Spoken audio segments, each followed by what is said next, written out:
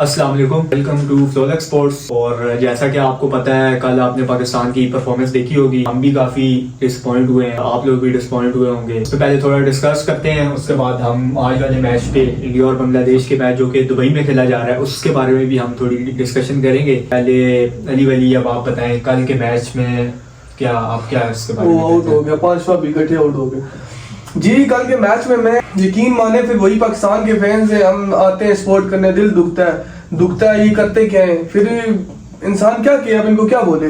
अब तो सबसे पहले आप देखा जाए क्या बॉलिंग थी, 250 260 वाली ग्राउंड था, पिच थी, उनमें उन्होंने खा लिया 320। अब हम कहें किसी को कैप्टनिंग गलत हुई है, ये हमारे मेन बॉलर है, कौन है मेन? अब शहनशाह, अब क्या उनको को बोले? आरिफ रऊफ अटैक अच्छा तुमने शुरू किया है, डेथ ओवर तुम करो, क्यों नहीं कर पाते डेथ ओवर? दिमाग फिरता है, फिर यही तो होती है ना। फिर हम किसको बोले? ऊपर से हमारा कप्तान साहब जी, प्रेशर डालो सब पे प्रेशर डालो, एक साथ चलाते जाओ, डॉट करते जाओ, अगले पे प्रेशर, इंटेंट दिखाओ भाई, हारना है तो हारो, तुम्हें अपनी पड़ी है 60-70, अपना हो कम बैक हो।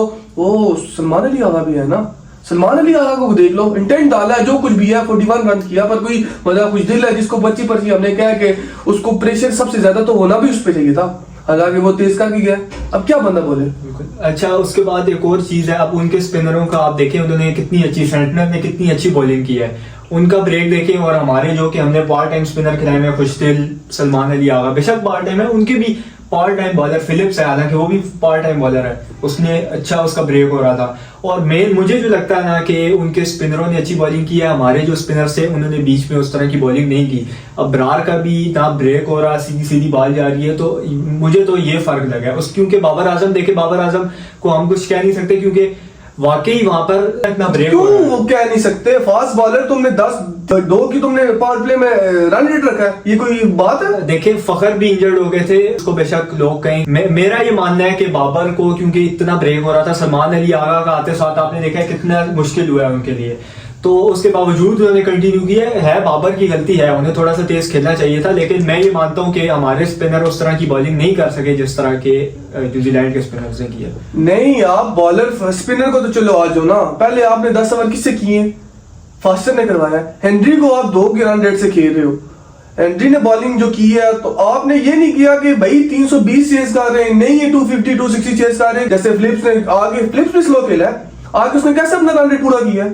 अच्छा, उसके अलावा पाकिस्तान ने स्पिनर्स नहीं रखे, जिस तरह अभी राशिद लतीफ ने बात की थी कि इन्होंने स्टेडियम के ऊपर फैन लगा के उसको सुखाने की, उसको मतलब शाइन लाने की कोशिश की है, ताकि सेकंड जब ये लोग बैट करें तो बॉल वहां पे स्किड हो, ब्रेक ना हो और इनको बैट्समैन को फायदा हो। तो आप क्या समझते हैं कि जो हमारे बाबर आजम और ये सारे फंसे हैं, तो ये आप क्या कहते हैं कि ये विकेट का भी थोड़ा सा इसको आप देते हैं? आप देखा जाए, ये अपॉर्चुनिटी हमारे पास है, हमने विकेट तैयार करनी है, ये हमें फायदा होना चाहिए था, हमें फायदा उठाना चाहिए था कि भाई क्या कंडीशनल विकेट की क्या कंडीशन है, तो उस हिसाब से हमने खिलाने चाहिए था। अगर स्पिन की तुम बना रहे हो, ट्रैक कर रहे हो, तुमने स्पिन को क्यों प्रोफेशनल स्पिनर तुमने प्रॉपर नहीं खिलाया? एक है विराट। अच्छा, ये क्यूरेटर भी इन्होंने बाहर से ऑस्ट्रेलिया से बुलाया था उसे, और अच्छी खासी सैलरी भी दे रहे हैं, तो मेरा नहीं ख्याल कि पिचेस पे भी थोड़ा सवाल उठना चाहिए।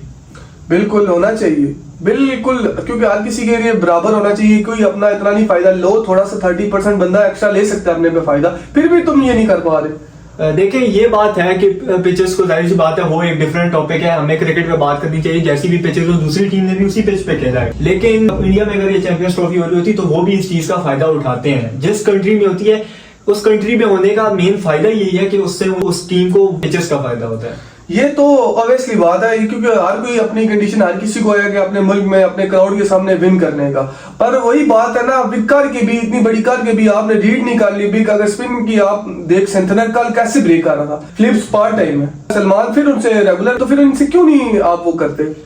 अच्छा, उसके अलावा अब हम आते हैं, चले स्पिन पे भी हमने बात कर ली, फास्ट बॉलिंग पे भी हम एक दफा दोबारा आते हैं। शाहीन नसीम जिस तरह डेथ ओवर उन्होंने फिर से कराई है, तो आप क्या कहते हैं उसके बाद? यही बात है, मेन चीज है, शाहीन को भी ट्राई सीरीज में देख लें, साउथ अफ्रीका से कितना उनको, जब 353 आई थिंक उन्होंने टारगेट लिया था, डेथ ओवर में कैसा उन्होंने स्कोर कराया था, क्यों नहीं सीख रहे डेथ ओवर?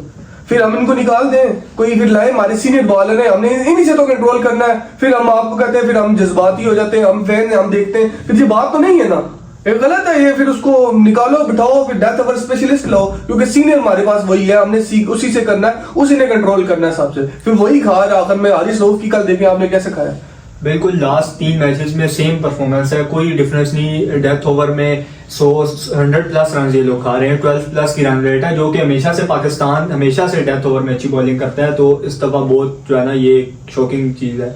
और उसके अलावा भी जिस तरह फ़खर बाहर हो गए हैं, तो फ़खर की रिप्लेसमेंट में मामूल हक हैं। उसके अलावा अब्दुल्ला शफीक को जैसे बाहर किया था, उनको भी वो भी आउट ऑफ फॉर्म रहे हैं, काफ़ी टाइम से उनको बहुत चांस मिला है। उसके अलावा साइम मयूब तो वो हमें धचका लगा था, अपसेट हुआ था हमारे लिए। और उसके बाद जो है ना, आप क्या कहते हैं कि उस्मान को चांस देना चाहिए या नया ओपनर ट्राई करना चाहिए मामूल हक, या जिस तरह कल सऊद शकील को ओपन कर दिया, तो पहले उस डिसीजन के बारे में आप बताएं कि वो सही था या नहीं था। और फ़खर को भी जिस तरह वो इंजर्ड थे, वो अगर उनको तेज़ खिलाना था, तो लोग ये कह रहे हैं, काफ़ी एक्स क्रिकेटर ने यही बात की है कि उनको फिर आप एंड पे ट्राई करते। तो आप इस डिसीजन के बारे में क्या कहते हैं? मैं आपको सीधी सी बात बताता हूँ, आपने पूरी जिंदगी एक चीज पे नहीं रियलाइज करना कि हमने अच्छा बस अब 10 साल के लिए साइम ओपनर मिल गया, हमने अब नहीं कुछ करना, किसी को चांस नहीं देना, ट्राई नहीं करना। ये जिंदगी के साथ इंजरी वगैरह चलती रहती है। जब इंजरी चलती है, तुम बैकअप क्यों नहीं बनाते? ये बैकअप के लिए क्यों ओपन? अब ओपन के लिए बैकअप के लिए क्या हमारे पास उस्मान खान। अब उस्मान खान को अगर फिर रेस्ट देके अगर इन्होंने अब्दुल्ला शफीक और उसको बुला लिया इमामुल हक को, तो फिर उस्मान खान के बेंच में बैठने का फायदा मुझे बताएं। फिर अगर उसको फिर उस्मान खान को ओपनिंग करवाते हैं बैकअप फखर जमान के रिप्लेसमेंट में ओपनिंग में, या शफीक को करेंगे या इमाम को करेंगे, काफी टाइम से नहीं खेले हुए बाहर हैं, तो वो एकदम आके इतना बड़ा इवेंट है, प्रेशर का अलग है, तो हम किस तरह चांस देंगे? आप खुद बताएं, हमें उस्मान खान को चांस देना चाहिए या इमामुल हक को? बिल्कुल, इमामुल हक ने अभी इस तरह परफॉर्म किया, लेकिन मैं ये कहता हूँ कि ये चीजें टूर्नामेंट से पहले इस चीज को, हालांकि हर जगह ये बात हो रही होती है कि हम चैंपियंस ट्रॉफी की प्रिपरेशन करें, लेकिन उस तरह नहीं, उस चीज को नहीं ये लोग एग्जीक्यूट कर पा रहे। प्रिपरेशन का क्या मतलब होता है? आपकी हर चीज परफेक्ट हो, आपके बैकअप सब तैयार हो। अगर कोई प्लेयर आपका इंजर्ड होता है तो आपके पास फौरन बैकअप पड़ा हो, आपको ये ना सोचना पड़े कि यार हम कौन से प्लेयर को उठा के लाएं या किसको कहाँ से लेके आए। आपके पास पहले से ये चीजें होनी चाहिए। बिल्कुल यही बात है ना, आप ये चीज ये सीखते नहीं है। वही है, सिस्टम चल रहा है, सिस्टम की तरह एक को लेके जाना है उनको कि बस भाई इन्हीं से हमने सब कुछ लेना है, कुछ नहीं है। बैकअप अल्लाह पाक कहीं से भी मुसीबत दे देता है। इंजरी इंसान के साथ है, ग्राउंड है, चलती रहती है, तो आप क्यों नहीं बैकअप करते? अब बैकअप के लिए इस टाइम हमें ओपनर, आप खुद सोचो क्या बैकअप है, आप किसको बना के? आप जब आपने बाबर से ओपनिंग करवा ली मिडल ऑर्डर, फिर वनडे में गया, अब रिजवान सलमान अली आगा जिस तरह खेल रहा है माशाल्लाह, अल्लाह पाक गोश्त को खिलाए, उसने थोड़ा इंटेंट डाला, थोड़ा प्रेशर रिलीज किया, फिर बाबर ने वही स्ट्राइक रेट देख लिया, वनडे का स्ट्राइक रेट है, आप खुद बताएं। बिल्कुल, ये शुरू से मसला रहा है। अच्छा, अब आते हैं हम, ये तो चले कल का मैच हो गया, अब आज वाले मैच पे आते हैं। तो बांग्लादेश के 42 पे 5 आउट हो गए हैं। पहले तो विकेट पे आते हैं, और उसके बाद बांग्लादेश जिस तरह अभी तक तो यही लग रहा है कि इंडिया डोमिनेट कर रहा है मैच। तो इसके बारे में आप कुछ कहें? आज तक क्रिकेट जो देखी है, दुबई की सिचुएशन देखी है, उधर 260-70 गुड टारगेट, और बाकी विकेट है आपको पता है थोड़ी लो विकेट होती है। अभी जिस तरह से कंडीशन देखी आपने, शामी ने बहुत अच्छी बॉलिंग कराई, ऊपर से अशिक पटेल उसने बेहतरीन बॉलिंग की है। अब वही आप देखें क्या प्रेशर उन पे एनहांस किया है। अब क्या है, इंडिया सिर्फ मेंटली स्ट्रांग हुई है, क्रिकेट अच्छी खेली है, अब बैकअप है इनका, सब सिस्टम पता है इनको, पता है कि अपना परफॉर्म किया तो मारे जाएगी लात बाहर, क्योंकि बैकअप है।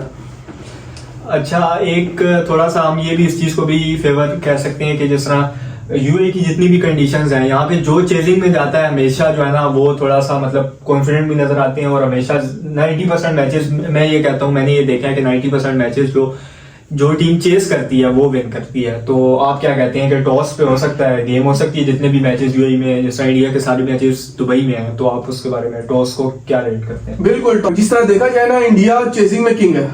इंडिया मानी तानी है चेजिंग में उनमें बहुत बड़े बड़े नाम है। जैसे देख लो इस टाइम तो बेशक फॉर्म में नहीं है, कोहली बहुत बड़ा नाम है, अभी इनकी सारी टीम बिल्कुल बैलेंस टीम है। आप देखा जाए जिस तरह इनको ओपनिंग भी अच्छी मिलेगी, रोहित शर्मा है, गिल है, कोहली है, वन डाउन आगे, इनका मिडिल ऑर्डर अच्छा है, ऑलराउंडर इन्होंने अच्छे रखे हैं, स्पिन कंडीशनर इन्होंने स्पिन खिलाए, स्पिन के हिसाब से सारी लेके गए, ऑलराउंडर लेके गए, इन्होंने अपनी बड़ी टीम बैलेंस की। आप देखें ना, ये टीम है सिचुएशन के मुताबिक, इन्होंने फास्ट बॉलर भी अपने साथ रखे हुए, 4 स्पिनर भी पास रखे हुए। कंडीशन का पता, आज इनका पहला बांग्लादेश से मैच है, अब कंडीशन देख लेंगे, ये जो कंडीशन इनका सूटेबल करेगी पाकिस्तान पे रीड कर लेंगे। विकेट इन्होंने खेला यूएई में, तो अब देखें अब आगे क्या होता है। अब हालत उन्होंने बेड़ा पार किया हुआ बांग्लादेश का। बिल्कुल इसी तरह है, बिल्कुल यही बातें की हैं, और इंडिया बेशक हर टूर्नामेंट में फेवरेट मानी जाती है। तो चलिए इसी के साथ आज की वीडियो को एंड करते हैं हम लोग, और आपसे गुजारिश है आप भी अपनी राय कमेंट बॉक्स में शेयर करें, हमें सपोर्ट करें, वीडियो को लाइक करें, चैनल को सब्सक्राइब करें, और इंशाल्लाह हमारे 50 सब्सक्राइबर के बाद हम जो है ना लाइव स्ट्रीम लेके आएंगे सारे मैचेस की। तो जल्दी से अगर आपने अभी तक हमें सब्सक्राइब नहीं किया हुआ तो आप हमें सब्सक्राइब करें। थैंक यू, अल्लाह हाफिज़।